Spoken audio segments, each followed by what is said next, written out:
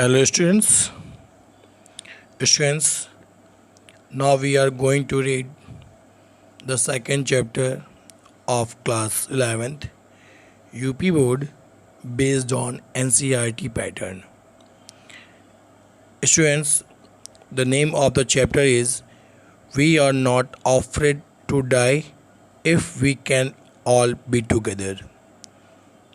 The means of this chapter in Hindi is यदि हम सब साथ में हों तो हम सब मरने से नहीं डरते. यदि हम सब साथ में हों तो हम मरने से नहीं डरते. This chapter is written by the two writers. The first is Gordon Cook and the second is Alan East. And Alan East described this chapter very beautifully. Students, now let's start the chapter for Hindi explanation. Firstly, I want to explain the summary of this chapter. The main part of this chapter is that this chapter is about the sailing, not selling, sailing. And the whole family of Alan East is going towards a beautiful journey. Okay, let's start. In July 1976, my wife Mary, son Jonathan 6, daughter Suzanne 7, and I set a sail from Plymouth, England to duplicate the round the world views made 200 years earlier by captain James cook. तो students, इसमें जो हमारे writer हैं वो कह रहे हैं 1976 में जुलाई में मेरी पत्नी मैरी और मेरा बेटा जोनाथन 6 वर्ष का और डॉटर सुजैन जो कि 7 वर्ष की है एंड आई और मैं सेट सेल फ्रॉम पॉलीमाउथ. हम सब इंग्लैंड के पॉलीमाउथ से निकले सेल के लिए, यानी कि नाव यात्रा के लिए निकले. To duplicate the round world voyage पानी की यात्रा को बोलते हैं. तो पूरे पानी की समुद्र की जो यात्रा थी उसको दोहराने के लिए, डुप्लीकेट दोहराने के लिए मेड 200 ईयर्स अर्ली, जो 200 साल पहले की गई थी, by Captain James Cook. Captain James Cook ने 200 साल पहले उस यात्रा को किया हुआ था. पूरे वर्ल्ड की यात्रा की थी और उन्होंने समुद्र से पानी में यात्रा की थी, पूरे वर्ल्ड को घूमे थे और उसी यात्रा को दोहराने के लिए हम सब भी जा रहे थे. फॉर द लॉन्गेस्ट टाइम, बहुत लंबे समय पहले मैरी एंड आई, मतलब बहुत लंबे समय से मैरी एंड आई, मैरी यानी कि पत्नी, राइटर की पत्नी, एंड आई राइटर बता रहे हैं मेरी पत्नी और मैं कौन हूँ, 37 ईयर ओल्ड बिजनेसमैन. मैं 37 साल का एक बिजनेसमैन हूँ, पुराना बिजनेसमैन हूँ. Had dreamed of selling in the wake of the famous explorer and for the past 16 years we had spent all our leisure time honing our seafaring skills in British waters. तो बता रहे हैं कि मैं और मेरी पत्नी, मैं जो कि एक 37 साल का पुराना बिजनेसमैन हूँ, हम लोगों का एक ड्रीम था, एक हम लोग का स्वप्न था सेलिंग करने का, नाव से यात्रा करने का, एक फेमस एक्सप्लोरर की तरह से. जैसे फेमस एक्सप्लोरर कौन थे वो, कैप्टन जेम्स कुक, उन्होंने किया था. उसी की तरह से हम लोग को पूरी यात्रा करनी थी, पूरा वर्ल्ड घूमना था नाव के माध्यम से. और for the past 16 years we had spent all our leisure time honing our seafaring skill in British water. और मतलब इस यात्रा के लिए मैंने और मेरी पत्नी ने और हम सब ने 16 साल तक इसके लिए प्रैक्टिस की थी और होनिंग अपने हुनर को बढ़ाया था. आवर सी फेयरिंग स्किल्स, जो समुद्र में जो यात्रा होती है उसके लिए जो क्षमता चाहिए, जो हम लोग को नॉलेज चाहिए, उस तो ब्रिटिश वाटर्स में हम लोगों ने बहुत सी प्रैक्टिस की. मतलब ब्रिटिश वाटर, ब्रिटिश के जहाँ जहाँ नदियाँ हैं या समुद्र में, वहाँ पे बहुत 16 साल हम लोगों ने प्रैक्टिस की इस चीज़ के लिए, ताकि हम लोग जाके अपनी यात्रा कंप्लीट कर सकें. आवर बोट वेव वॉकर, उनकी जो बोट है उसका नाम वेव वॉकर है, यही लहरों पर चलने वाला वॉकर, तो वेव वॉकर है, नाम याद रखिएगा स्टूडेंट्स। तो जो हमारी बोट है वेव वॉकर 23 मीटर, वो 23 मीटर लंबी है, 30 ton wooden hulled beauty had been professionally build. वो जो 23 मीटर लंबी है और 30 टन की लकड़ी से बनी हुई बहुत सुंदर वेव वॉकर उनकी नाव है, और हैड बीन प्रोफेशनली बिल्ड, और प्रोफेशनली बनाई गई है, यानी बहुत अच्छे से बनाई गई है, वो बिल्कुल परफेक्ट है, साइंटिफिक रूप से एकदम परफेक्ट बनी हुई है।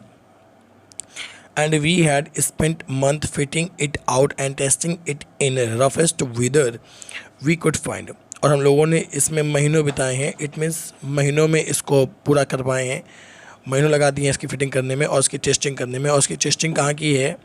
Roughest weather we can find, यानी कि जितना भी गंदे से गंदा मौसम हम लोग पाया उस पर हम लोगों ने इसको टेस्ट करने की कोशिश की है।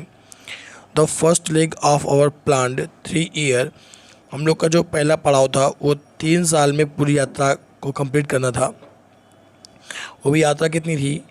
105,000 kilometre January pass pleasantly as we sail down the west coast of Africa to Cape Town. जो हम लोग का पहला चरण था वो 3 साल का, वो ऐसा था कि हम लोगों को 1,05,000 किलोमीटर की यात्रा पूरी करनी थी, हम लोगों ने कर ली थी और प्लेजेंटली बहुत अच्छे से पूरी कर ली थी। 1,05,000 किलोमीटर की यात्रा बहुत अच्छे से हम लोगों ने पहला चरण पूरा कर लिया था। As we sail down the west coast of Africa to Cape Town, हम लोग अफ्रीका के पश्चिम से हम लोग केप टाउन की ओर गए थे। बेटा आपको बता दें, अफ्रीका के वेस्ट पश्चिम से केप टाउन गए थे और केप टाउन दक्षिण की ओर था, तो वहाँ पश्चिम से दक्षिण केप टाउन की ओर तक ये लोग गए थे।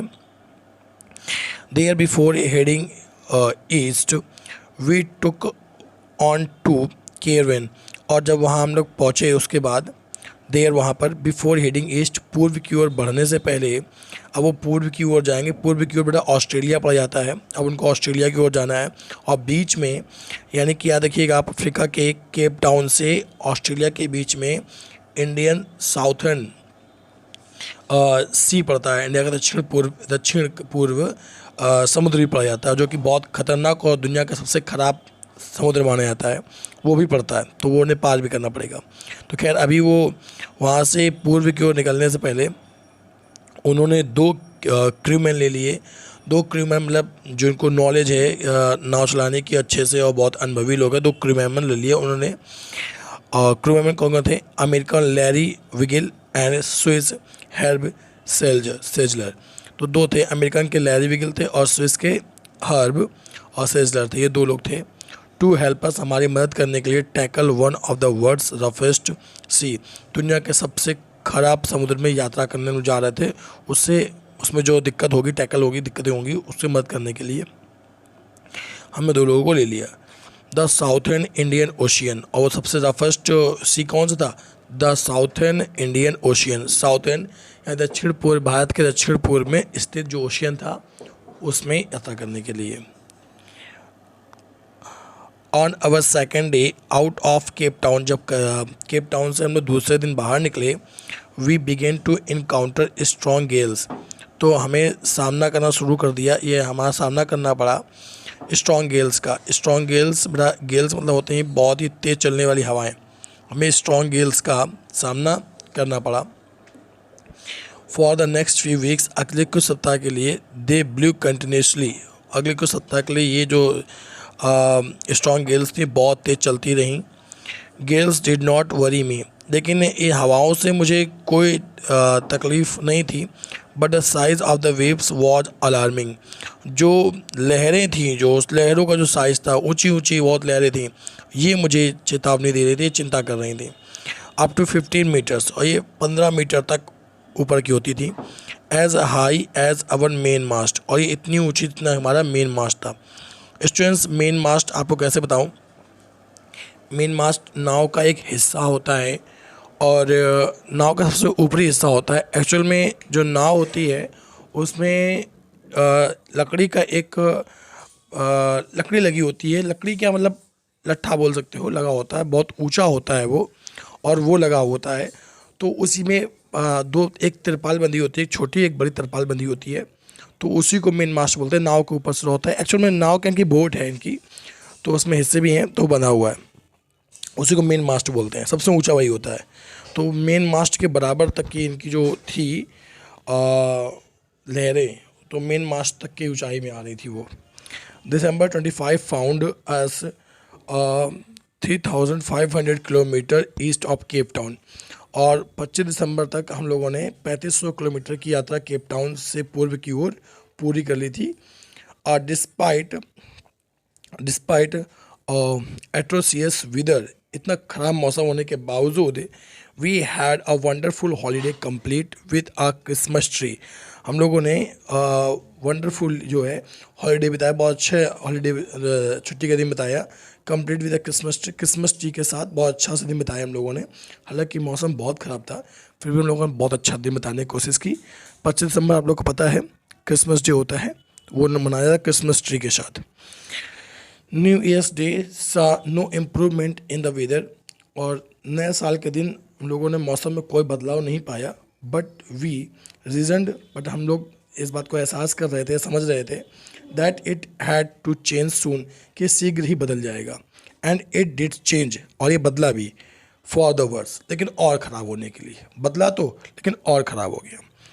Eight dawn on January 2 the waves were gigantic, तो और डॉन सुबह के समय जनवरी 2 यानी कि 2 जनवरी को जो वेव्स थी वो बहुत, वेव्स लहरें वो बहुत विशाल हो गई थी।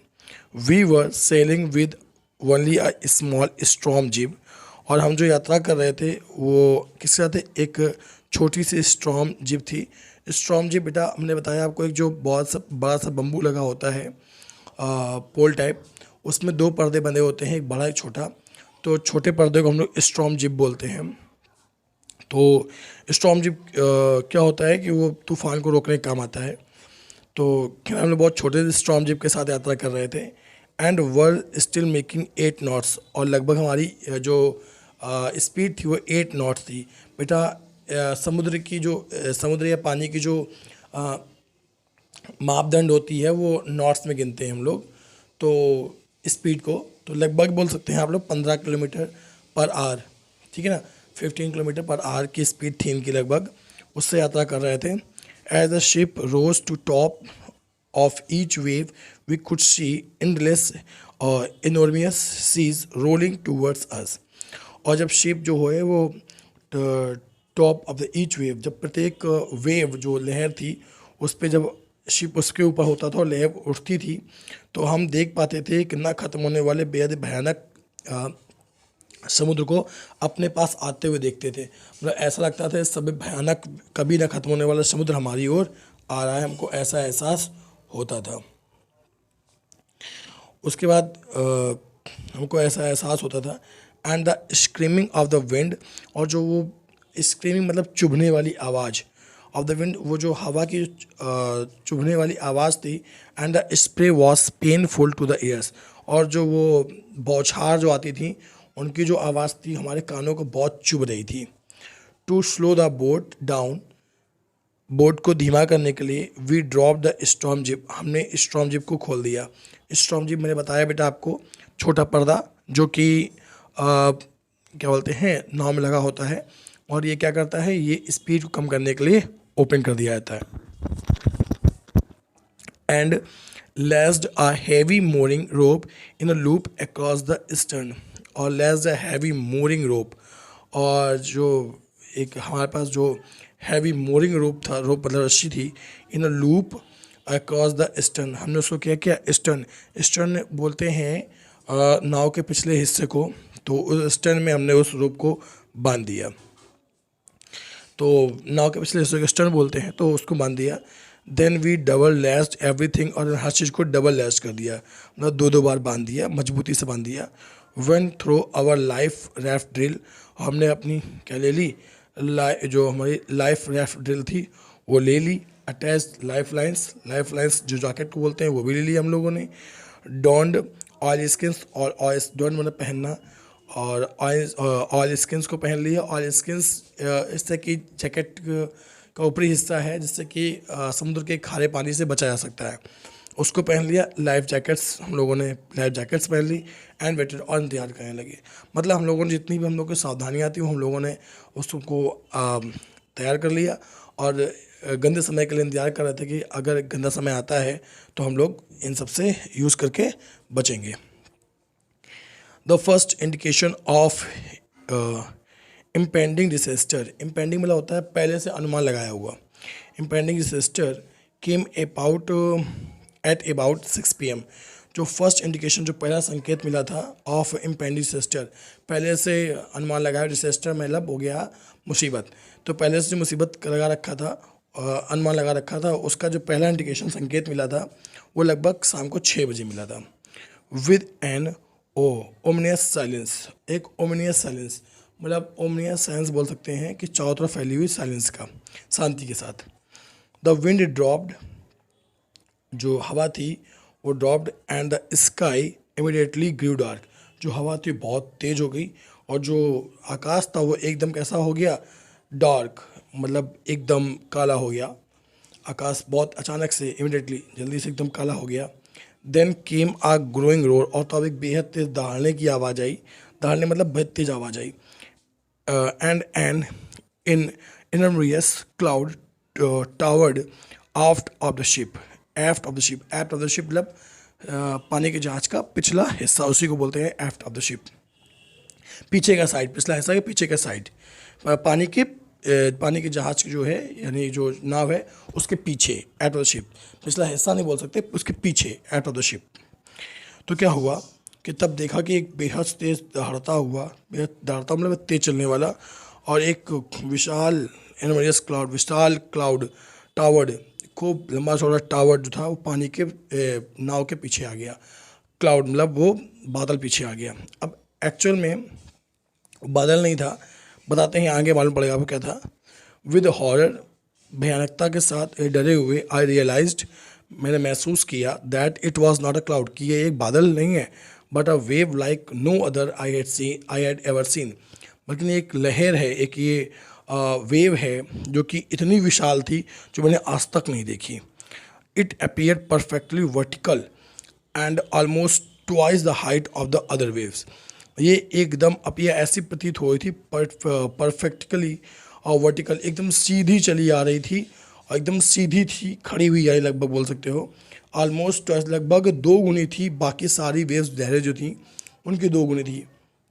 अब इनका जो मेन मास्ट था, बताया मैंने आपको, जो मेन जो बम्बू है सबसे ऊंचा वही होता है परिणाम में, तो वो तो खुद 15 मीटर का था और उसके बराबर की सारी लहरें थी, और ये लगभग उनकी 2 गुनी थी, यानी 30 मीटर के आसपास, बहुत ज़्यादा ऊंची हो गई, बहुत ज़्यादा ही ऊंची हो गई।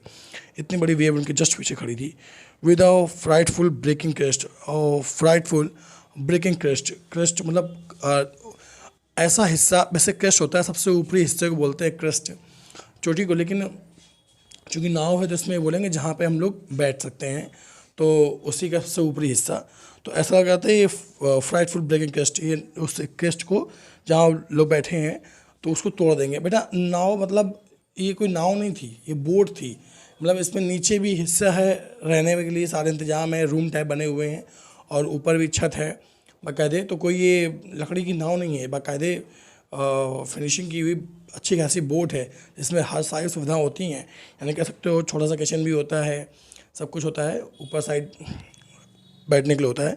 तो उस क्रेस्ट को लगभग तोड़ देने वाला ऐसा कुछ लग रहा था। The roar increase to a thunder as the stern moved up the face of the wave. The roar जो आवाज़ थी इंक्रीज बढ़ती जा रही टू अ थंडर, एक भयानकता, थंडर मतलब होता है कपवाना या बहुत भयानकता, तो जो दहाड़ था वो भयानकता में बढ़ती जा रही थी, बदलती जा रही थी। As the stern moved up the face of the wave, और जो स्टेन था, स्टेन बताया ना मैंने आपको, पानी के जहाज का पिछला सिरा, एज जैसे कि stern moved up the face of the wave, और स्टेन का जो चेहरा था, स्टेन का जो था वो उस वेव के जस्ट सामने था, मतलब स्टेन पानी के जो वो नाव थी उसका पिछला हिस्से के सामने ही वो थी, पानी के पिछले हिस्से के सामने ही लहर चली आ रही थी। फॉर अ मोमेंट, एक क्षण के लिए, I thought we might ride over it, एक क्षण के लिए लगा कि हम इसके ऊपर से निकल जाएंगे। But then a tremendous explosion shook the deck, deck भी पानी के जहाज से ऊपरी हिस्सा होता है, लेकिन अचानक से एक एक्सप्लोजन हुआ, यानी कि एक्सप्लोजन बोल सकते हो, एक्सप्लोजन सूक द डेक, एक्सप्लोजन टूटना बोल सकते हो, टूटने टाइप का, एक डेक में टूटने की कुछ आवाज़ सी आई, एक्सप्लोजन हुआ, बमबारी या टूटना मतलब बोल सकते हो। तो पानी के उस वेव से टूट गया और कुछ, आगे देखते मालूम पड़ जाएगा सब कुछ। A torrent of green and white water broke over the ship, और अचानक से एक हरा और सफ़ेद सारा पानी जो है वो शिप में ब्रोक, शिप को तोड़कर अंदर की ओर आने लगा। My head slammed, my head slammed into the wheel, और जो मेरा जो सिर था वो टकरा गया, जाकर शेम्ड टकरा गया व्हील में। व्हील मतलब बोलते हैं हम लोग स्टीयरिंग को बोलते हैं, जिससे कि नाव घुमा सकती है, उस व्हील पे जाके टकरा गया। And I was aware of flying overboard, और मैं कह रहा मैं जान रहा था कि मैं क्या हो गया, उड़कर कहाँ गिर गया, ओवरबोर्ड, बोट के नीचे गिर गया। And sinking below the waves, और लहरों में डूबने लगा। I accepted my approaching death, और मैंने अपनी अप्रोचिंग, आती हुई डेथ को स्वीकार कर लिया था कि हाँ मेरी मृत्यु होने वाली है, मैं स्वीकार कर लिया। And as I was losing conscious, और मैं अपने होश को खो रहा था, यानी बेहोश हो रहा था। आई फेल्ट क्वाइट पीसफुल, मैं बहुत शांतिपूर्ण महसूस कर रहा था, मैं बहुत ज़्यादा शांतिपूर्ण महसूस कर रहा था। तो स्टूडेंट्स, चैप्टर आज यहीं ख़त्म करते हैं, नेक्स्ट पार्ट में आपको इसका बताया जाएगा। उम्मीद करते हैं आपको ये समझ में आया होगा, और यदि आप लोगों को समझ में आया है तो प्लीज़ वीडियो को, यदि कोई पहला बंदा भी देखता है तो उसको शेयर ज़रूर करें, प्लीज़ वीडियो को शेयर ज़रूर करें। ओके, जय हिंद।